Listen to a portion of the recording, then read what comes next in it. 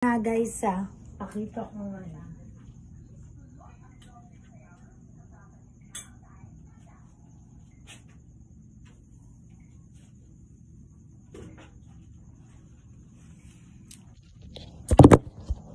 Ayan guys. Ayan, ito ipapakita ko sa inyo yan. Ito yung cookies nga pa, chocolate chip cookies. Nilagay ko yung yung sa kawali nga yung. Niluto ko ng chocolate chip cookies, guys. Ayan, malapit na magana. Ito yung nga pala yung yung kaninang nagawa ko na. Kaya yan, guys. Ayan, ito pala mga nagagawa ko pa lang, guys, na chocolate chip cookies. Oh, nakalag. Ayan, chocolate chip cookies, guys. Ayan. Nakagawa na ako na tong ilan na to. Ayan. Ayun. Kaya yan, guys. Teka lang, kukunin ko lang ulit, guys.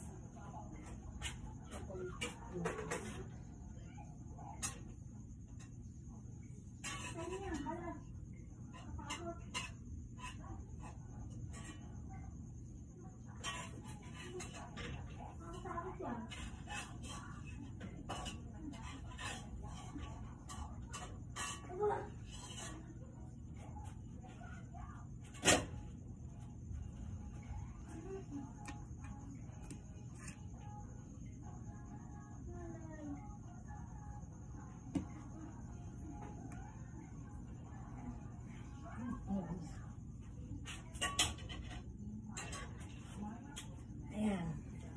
Mga ilan lang ito, guys.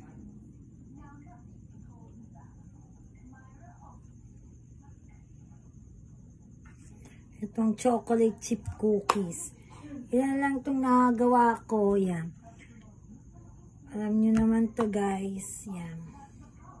Basta mga ingredients lang yan. Alam nyo na ito, guys. Yung 1 half cup of butter, 1 half cup of brown sugar, and 1 half cup of white sugar. Brown and white, tsaka isang egg, at tsaka 1 teaspoon of vanilla. Tsaka may 1 1/4 na flour. Yan, kailangan din yan. Flour.